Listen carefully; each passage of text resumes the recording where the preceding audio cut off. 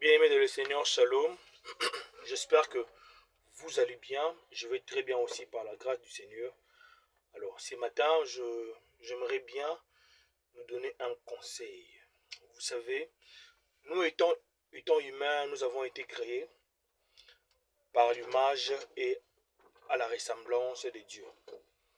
Comme il est écrit dans Genèse chapitre 2, le Seigneur était en train de parler, il disait, faisons l'homme à notre image et à notre ressemblance. Mais euh, vous savez, lorsque Dieu crée quelqu'un, lorsque Dieu appelle quelqu'un, Dieu met sur sa destinée des opportunités. Dieu nous donne des opportunités. Mais nous devons aussi savoir que le diable, qui est l'accusateur principal des enfants de Dieu, l'accusateur principal de notre vie, lui aussi, à son tour, il a toujours eu très souvent à placer des opportunités, mais les opportunités négatives qui feront de sorte que l'homme ne puisse pas aller de l'avant, mais faire un peu de retour. Je m'explique.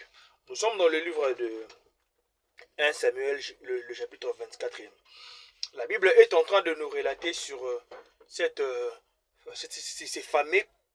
fameux conflits qui existaient entre le roi Saoul et la personne du nom de David. La Bible dit que lorsque le roi Saoul était en train de poursuivre David, la Bible dit que David était dans un caverne et les gens de David ont eu à dire à David que aujourd'hui c'est le grand jour parce que le Seigneur Dieu te donne Saoul pour qu'il meure. Vous voyez un peu. C'était une bonne opportunité à David de pouvoir se venger. Mais cette vengeance-là n'était pas dans sa destinée. Alors, j'aimerais bien te dire à toi qui me regarde que toute opportunité ne vient pas forcément de Dieu. Je me répète, toute opportunité que tu auras à avoir dans ta vie, dans ta vie professionnelle, dans tout ce que tu auras besoin à entreprendre, tu dois comprendre ce que je suis en train de te dire, que toute opportunité ne vient pas forcément de Dieu. Nous sommes dans le livre de Genèse, je crois, le chapitre 20, 37 ou encore quoi que ce soit. La Bible est en train de nous parler sur l'historique de ce jeune homme du nom de Joseph. Joseph a été tenté par l'épouse de son patron qui était Potiphar. Vous voyez, une très bonne opportunité. Mais cette opportunité-là n'était pas forcément placée de quelque chose qui pourra le faire, en fait, booster sa vie. Vous voyez un peu. Donc, j'aurais juste besoin nous dire que toute opportunité n'est pas forcément de Dieu.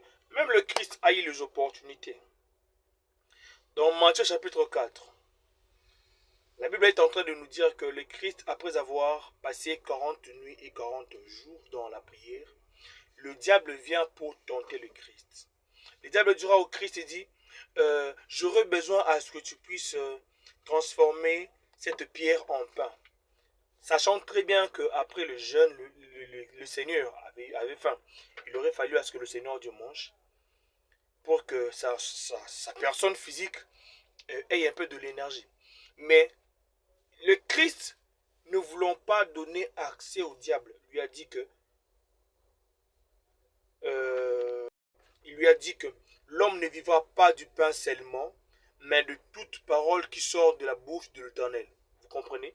Donc, cela veut dire que toute opportunité auquel tu auras dans la vie, toutes les bonnes portes qui auront à s'ouvrir sur ta vie, tu dois premièrement consulter l'Éternel pour savoir si seulement ces opportunités-là viennent de Dieu ou ces opportunités-là viennent du diable.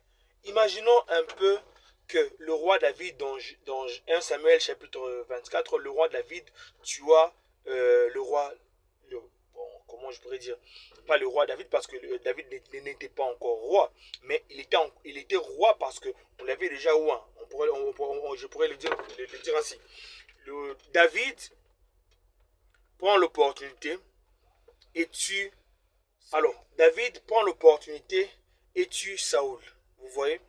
Je crois que même le Seigneur n'aurait pas dû être en accord avec David. Donc, toute opportunité ne vient pas de Dieu. Tu dois être tellement vigilant et demander à l'Esprit de Dieu de pouvoir te faire comprendre que tu aies au moins cette capacité-là de comprendre si seulement les opportunités qui s'ouvrent à toi, ce sont des opportunités que le Seigneur Dieu te voit dans ça, ou encore ce sont des opportunités que le diable veut te faire périr. Parce que le diable, la Bible dit que il est comme un lion rugissant, cherchant qui dévorer. Il est toujours là, en train de rugir, en train de tourner, de par-ci par-là, pour nous trouver des opportunités auxquelles, lorsque nous serons face à notre bénédiction, que ces opportunités-là nous fassent écrouler. Nous fassent écrouler, oui, voilà. Donc, en grosso modo, j'allais juste nous dire que toute opportunité n'est pas forcément de Dieu. Nous devons avoir ce que j'aime beaucoup, l'esprit de discernement des esprits. Le discernement. Que tu discernes, que tu aies cette capacité-là de pouvoir discerner. Que tu te dises, est-ce que c'est que je suis en train de vouloir vivre? Est-ce que la porte qui m'est ouverte, est-ce que c'est le Seigneur qui me l'ouvre, ou encore c'est le diable qui vient me faire tomber? Que le Seigneur vous bénisse. À bientôt. Bye bye.